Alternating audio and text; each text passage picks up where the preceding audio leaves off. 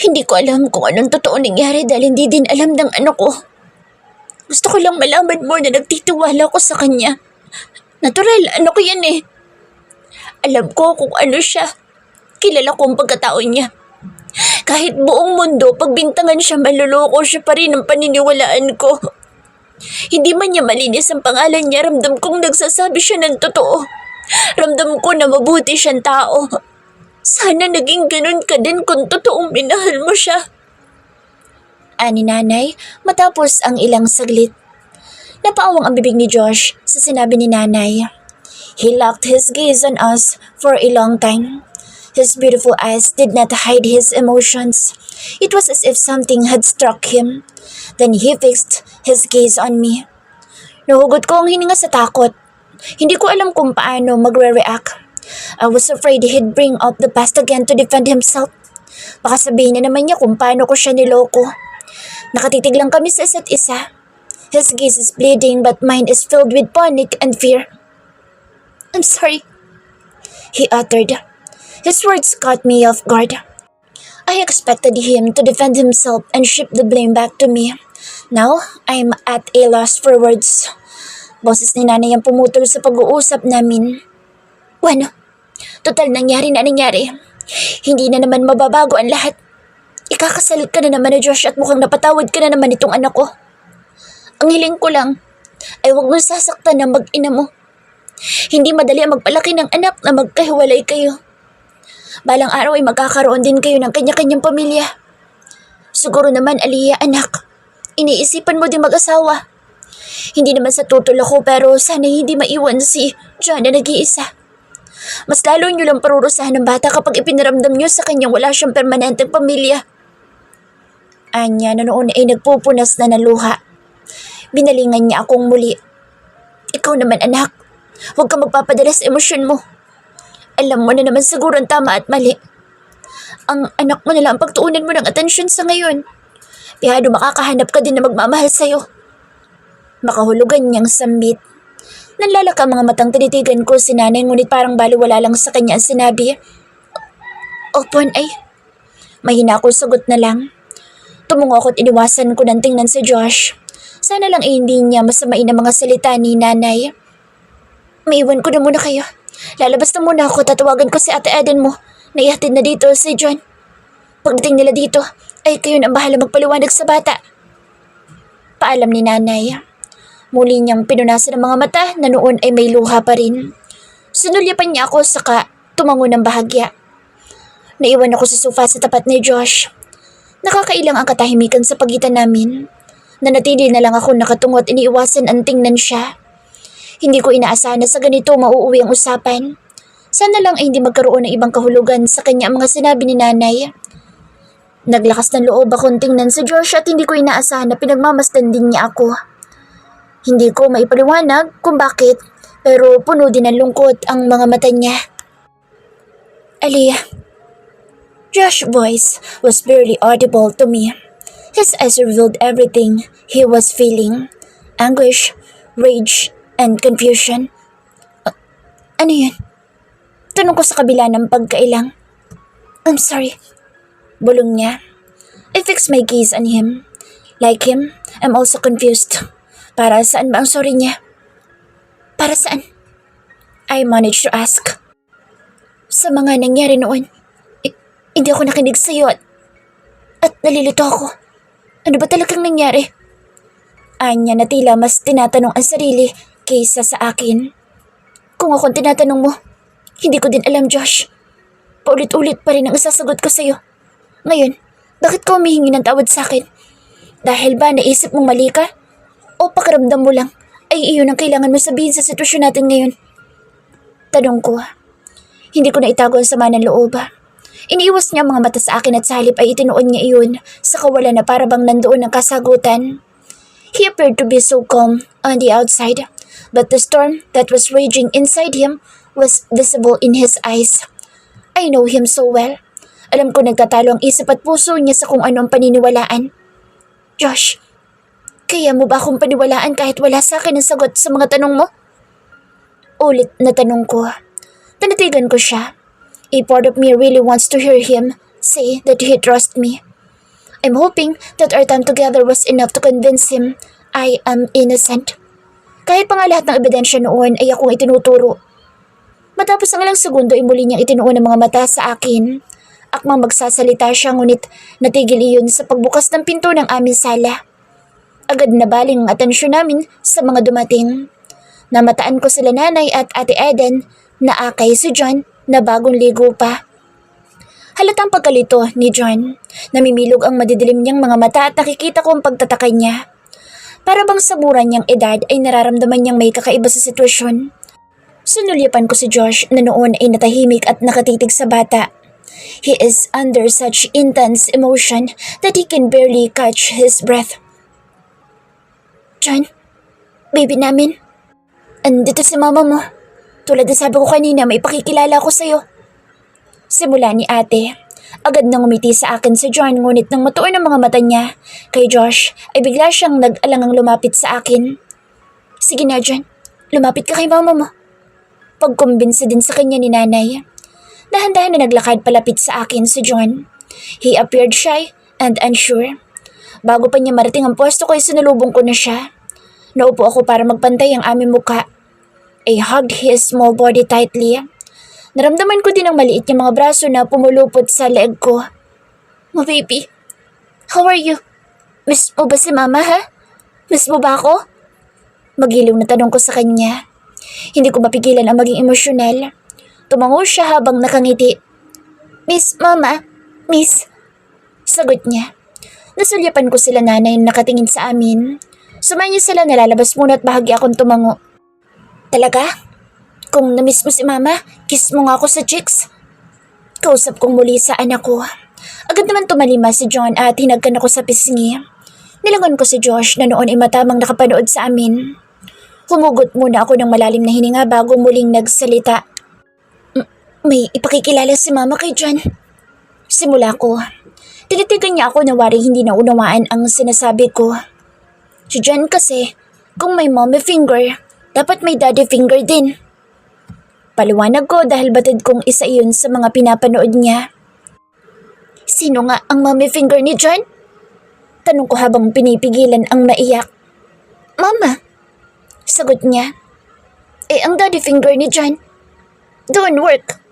Sagot niya dahil yun ang madalas naming sabihin sa kanya. Nilangon ko si Josh na noon ay nanlalak ang mga mata habang nakatitig sa akin. Ngayon, dumating na ang daddy finger ni John galing sa work. Gustong makilala si John ang daddy finger. Kausap ko sa kanya kahit hindi ko sigurado kung naunawaan na ba niya ang sinasabi ko. Ayun si daddy finger oh. Dagdag ko sabay turo kay Josh. Imbes na lumapit si John kay Josh ay hindi siya kumilos buhat sa pwesto. Sa halip ay nagtago pa siya sa likod ko na animoy natatakot sa lalaking kaharap. I don't know what to feel. Nahulaan ko nang ito ang magiging reaksyon niya lalo na at ngayon lang niya nakita si Josh. Lumapit naman si Josh sa tabi namin at naupo para kausapin si John na noon ay mahigpit ang pagkakahawak sa laylayan ng damit ko. Hey Poddy, pwede ko bang makilala ang baby finger na yan? Tanong ni Josh na sinakyan na lang ang usapan namin ng bata. Sunulyapan niya ako at natigilan ako pagkakita sa emosyong nakalatag sa kanyang mga mata. Love shines from his eyes. I know it's for our son. Hindi ko inisip na darating pa ang araw na ito. John, come on. Si daddy finger mo yun, di ba? Baling ko na lang kay John. Hindi rin nagtagal at tumakbang na ito palapit kay Josh ngunit tumigil ilandang kalang distansya mula sa lalaki. John, I am your daddy Josh. Pakilala ni Josh sa bata. His voice broke and his eyes welled up with tears. Daddy? Ulit ni John sa mataas na tono. Sunod-sunod ang naging pagtango ni Josh. Yes, your daddy. Inabot ni John ang mukha niya. Dumiretso ang mga kamay niya sa labi ni Josh at nagulat pa ako nang tumawa siya. Tickles, tickles! Sigaw niya. Saglit ako nalito at nang muling hawakan ni John ang baba ni Josh at maramdaman ang bigote nito na nagsisimulan tumubo buhat sa pagkakaahit ay saka ko naunawaan kung bakit ito tumatawa. Naunawaan din ni Josh ang dahilan ng pagtawa ni John. Hinawakan niya ang kamay ng anak at mas lalo pang ikiniskis iyon sa baba niya. Lalong lumakas ang tawa ni John. Napatanga ako habang pinagmamasdan ang dalawa. Ganun lang yun? Kung sabagay ano pa bang aasahan ko? Noon pa man ay mananakaw ng anak ko dahil sa agad siyang sumasama kahit sa ibang tao na hindi naman niya kilala. Can I hug you? Tanong ni Josh sa bata. Hindi na niya hinintay ang sagot nito. Niyakap at binuhat na niyang anak. Nang balingan niya ako'y nahuli niyang nakapanood ako sa kanila. Tila umurong ang aking dila. Ano ba dapat ko sabihin ngayon na nagkakilala na sila? Thank you, Aliyah. Hindi ko inaasahan na darating pa ang araw na ito. Na may anak tayong dalawa. Sambit niya. Napakunot ang noo ko sa sinabi niya ngunit ipinagkibit balikat ko na lang iyon. Josh, isa lang ang hiling ko. Huwag sanang masasaktan si John. Babala ko sa kanya. Tumangutango siya. I promise, Aliyah. Hindi ko sasayangin ang chance na ito. Sagot niya. Nangungusap ang mga mata niya. At muli ay tagumpay siyang papaniwalain ako. Josh, sa salita mo na lang ako aasa. Kahit tagal kong protektahan si John mula sa'yo dahil noon iniisip kong masasaktan lang siya kapag nakilala ka. Natigil ako pagkakita sa sakit na dumaan sa kanyang mga mata.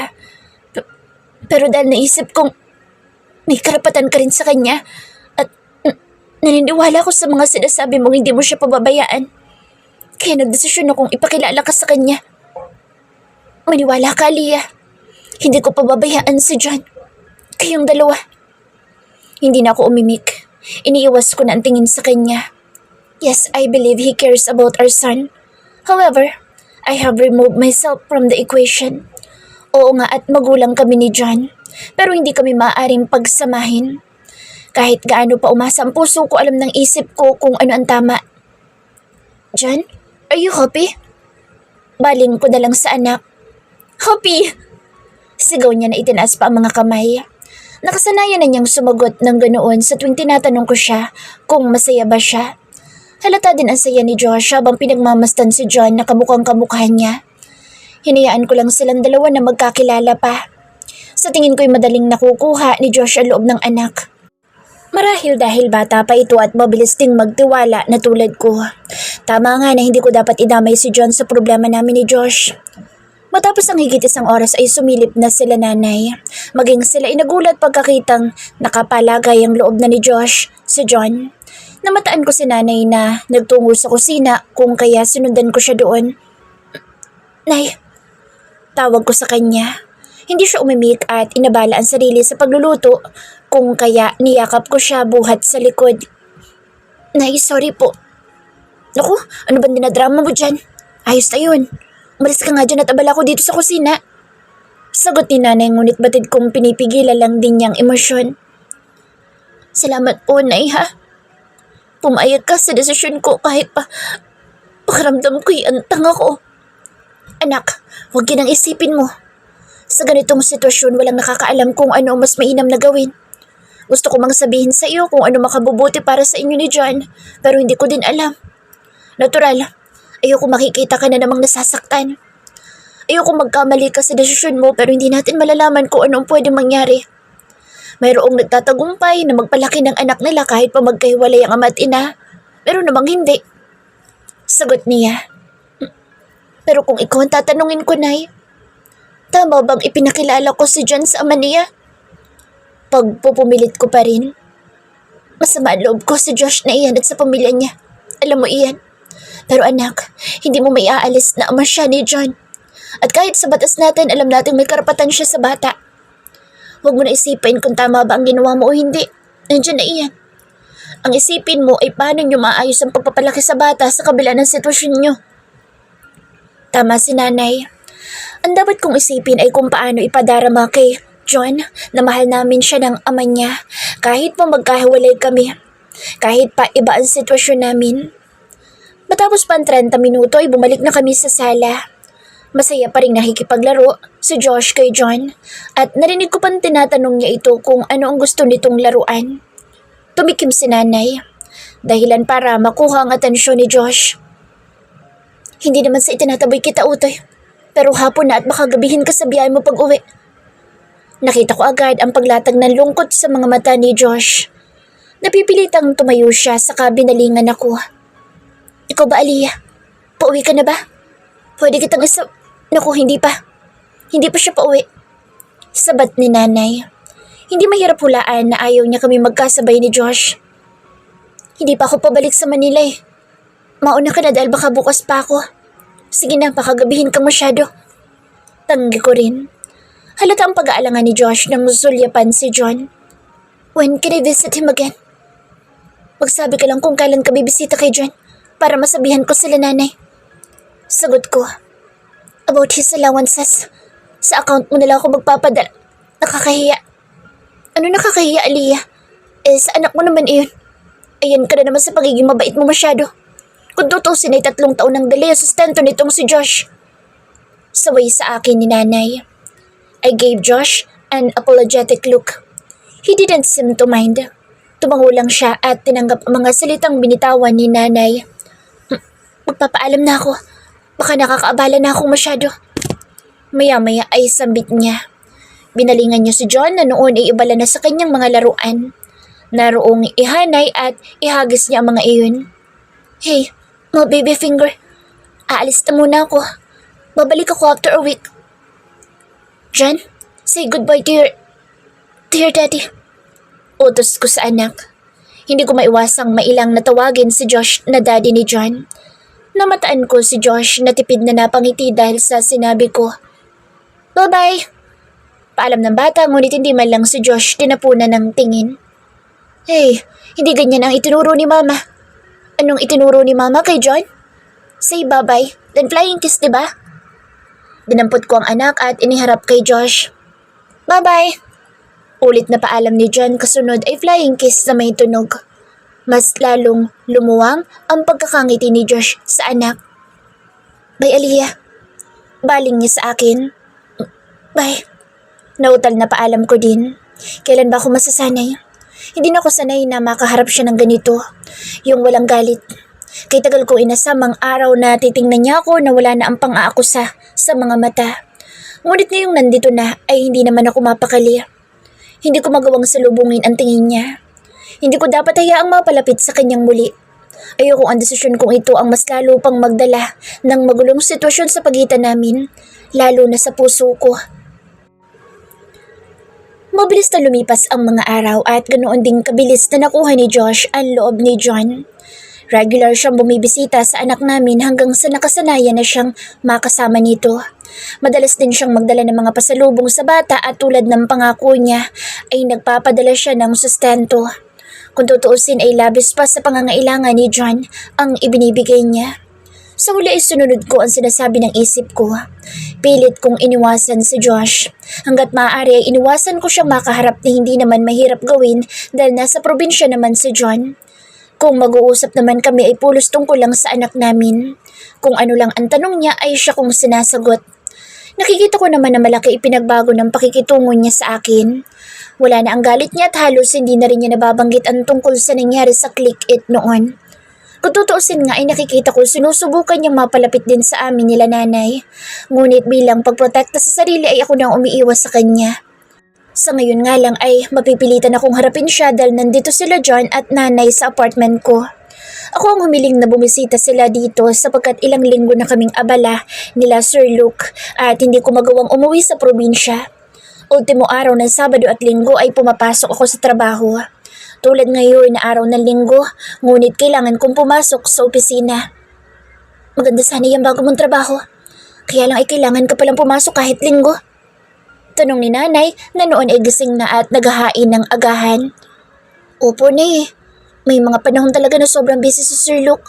Dalawa lang naman kami na staff niya. Kaya no choice kami kundi ang pumasok. Naupo na ako sa tapat niya at kumuha ng pagkain. 2 araw na kami dito ni John. Pero tuwing umaga at gabi ka lang din naman namin nakakasama. Reklamo ni nanay. Nay, pasensya ka na ha. Naiinip ka na ba dito? Tanong ko. Anak, hindi sa ganoon. Hindi ako naiinip kundi nag-aalala lang ako sa'yo. Tanggi ni nanay. Abay, hindi ka na pala halos nagpapahinga. Pulos trabaho na lang ang nangyayari sa'yo. Ano ba ipinaglalaban mo? Graduate na naman ang ate mo. Okay lang naman sa akin, Nay. Kesa naman walang trabaho. Siya nga pala, Nay. Baka bumisita si Josh kay John ngayon. Natural pagkakataon niya lalo at hindi na niya kailangan bumiyahe sa probinsya. Kagabi ay nagpaalam si Josh na pupunta dito sa apartment para makasama si John. Wala naman ako makitang rason para tumanggi kahit pa naiilang ako na maghapon siya dito sa unit ko. Mas lalong ayoko naman na hiramin niyang anak ko kung kaya pumayag na ako na pumunta siya dito. Mukhang sabik na sabik ang batang yun sa anak niya. Halos tuwing Sabado at Linggo'y bumibisita. Parang hindi napapagod sa biyahe. Kung sa bagay, may driver naman siya kung minsan. Ani nanay na kumuha na rin ng plato at nagsimulang sumandok ng pagkain. Hindi ako sumagot. Mukhang maging si nanay ay sanay na sa mga pagdalaw ni Josh kay John. Paano kaya niya pakitunguhan si Josh sa tuwing bibisita ito sa aming bahay? Patapos kumain ay nagtungo na ako sa banyo para maligo. Paglabas ko ng banyo ay gising na rin si John at pinapakain na ni nanay ng agahan. "Hey baby, how's your sleep?" Tanong ko sa kanya. Agad siyang umiti at itinaas ang mga kamay para abutin ako. Nahulaan ko na agad na nagpapabuhat siya kung kaya agad ko naman siyang kinarga. "John, ano yan? Kung kailan ang bigat mo na?" Natatawang po na sa kanya ni nanay. "Halika na dito at hindi ka pa tapos kumain. Baka malate si mama mo sa trabaho." Hinalikan ko muna ang anak sa pisngi saka inilapag sa upuan. Kakain daw muna ang baby John ni mama para mabilis siyang lumaki. "Kain, John." Sang-ayon naman niya. Natatawang pumasok ako sa kwarto para maghanda. Naglalagay ako ng konting pulbos at lipstick nang marinig kong may kumatok sa aming unit. Maya-maya ay naulindigan ko si nanay na may kausap. Napakunot ang noo ko. Sino naman ang bisita namin ng ganito kaaga? Minadali ko ang pag-aayos at paglabas ko ng kwarto ay bumungad sa harapan ko si Josh. Nakalong na si John. Tila ba hinihintay niya talaga akong lumabas sa silid dahil nakatingin siya sa gawi ko. "Hi, good morning." Bati niya sa akin. Para naman ako na estatwa pagkakita sa kanya. Hindi ko inaasahan na ganito siya kaaga pupunta dito. "Good morning." Ang aga mo ah." Nautal na bati ko rin sa kanya. Sa sulok ng aking mga mata ay namataan ko si nanay na napakunot ang noo sa akin. "Yeah, it's Sunday and I'd like to spend as much time as possible with my son." Sagot ni Josh na hindi inaalis ang mga mata sa akin. "Pasensya ka na. Maliit lang apartment ko. Ikaw na bahalang mag-adjust." Sagot ko. Nakakailang ang tingin niya kaya dagli kong iniiwas ang mga mata sa kanya. Dinampot ko ang bag at kumuha ng bariyang pamasahe. "Nay, ikaw na po muna bahala dito ha." Baling ko din kay nanay. Nang sulipan kong muli si Josh ay napansin kong nakakunot na ang noo niya habang nakamasid sa akin. "Where are you going?" Nagtatakang tanong niya. Papasok ako sa trabaho." Walang anuman na sagot ko. "But it's Sunday." Sagot niya. He seemed bothered and displeased that I had to work on Sunday. "Ha? Normal na sa akin na magtrabaho kahit linggo. Kahit naman sa warehouse dati pumapasok ako kahit linggo, di ba? Para sa future ni John naman iyon, kaya ayos lang sa akin." Sagot ko. Huli na nang mapagtanto ko ang nasabi. He was taken aback and a look of guilt crossed his handsome face. "Sige na, alis na ako." Mabilis kong paalam na lang. Tinungo ko ang pinto ng unit at lumabas na. Saktong may pumarang tricycle sa tapat ko at nagpahatid na ako patungo sa sakayan ng jeep. Pagdating sa opisina ay sinalubong agad ako ng sangkatutak na utos ni Sir Luke. Naging abala kami maghapon. Maging si Miss Monica ay hindi magkanda-ugaga sa dami ng utos ng aming masungit na boss. Mabuti na lang at nabawasan ang kasungitan ni Sir Luke sa akin mula noong magkausap kami tungkol sa personal naming mga buhay. Marahil dahil na rin sa hindi na naman ako madalas magkamali sa trabaho kaya hindi na siya nagagalit sa akin. Sa totoo lang ay nabawasan ang bigat sa aking puso mula nang ipakilala ko si Josh kay John. At least nabawasan ang mga bumabagabag sa akin. Nabawasan ang aking mga tanong at isipin. Ganoon pa man, aaminin kong may mga pagkakataon na nalulumbay pa rin ako sa aking buhay. Ganito na lang ba ako? Magtatrabaho buong buhay? May pagkakataon pa rin kaya para ako naman ang sumaya? Masaya naman ako ngunit pakiramdam ko ay may kulang. Tama bang mag-guilty ako dahil naghahangad pa rin ako ng mga bagay na magpapasaya sa akin, gayong may anak na naman ako? Hindi ko na rin alam. "How's your child, Aliyah?" Nagulat ako sa naging tanong sa akin ni Sir Luke. 6:00 na ng gabi at overtime na kami sa trabaho. "Okay naman siya, sir. Madali naman niyang natanggap si Josh.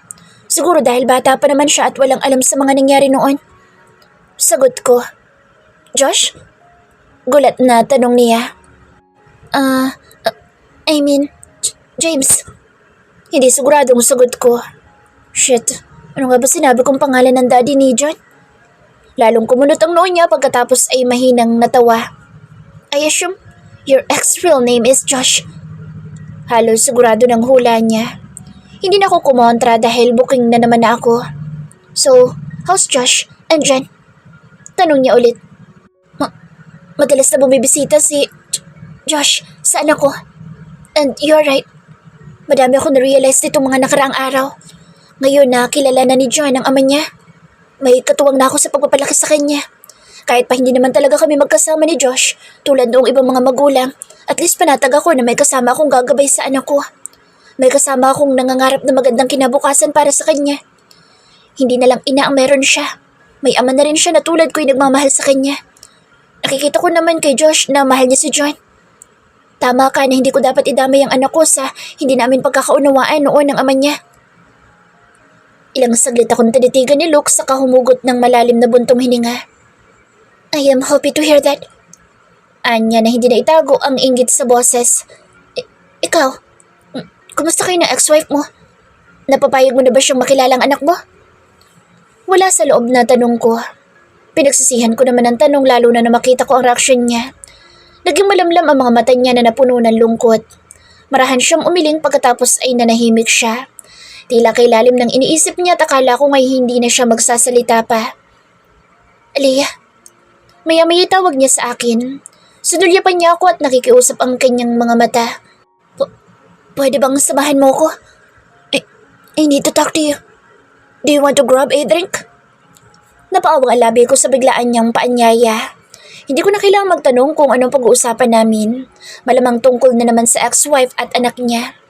Ang unang reaksyon ko ay tumanggi ngunit nang mapagmasdan ko siya ay nagbago ang isip ko. Para bang kay bigat ng dinadala niyang problema. Kung bakit ba kasi napakahirap kumbinsihin ng asawa niya. Kung pwede lang na ako na ang kumausap dito ay gagawin ko na para naman sumaya ang boss ko na ito. Aliyah, untag sa akin ni Sir Luke nang hindi ako sumagot. Sure, sang-ayon ko. Tapid siyang umiti habang ako naman ay lihim na pinagagalitan ang sarili. Shit, nasa bahay nga pala sila John at nanay na naghihintay sa akin. Mabilis lang ako, promise. Uuwi ako agad. Hindi nga nagbibiro si Sir Luke sa sinabi niyang iinom siya. Umorder siya ng dinner para sa akin at alak naman para sa kanya. Hindi ka pa po ba kakain? Tanong ko. Hindi ko kumakain kapag iinom ako. Tapid na sagot niya. Tumango lang ako habang tahimik na kumakain. As usual ay tahimik lang si Sir Luke na kay lalim ng iniisip.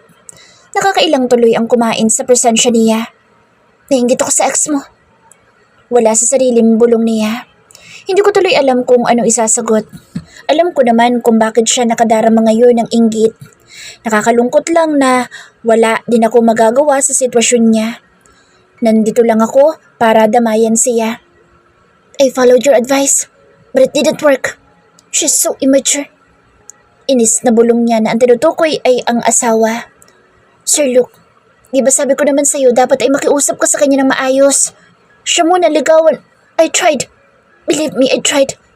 Pero napakatigas niya. Inis na putol niya sa sinasabi ko.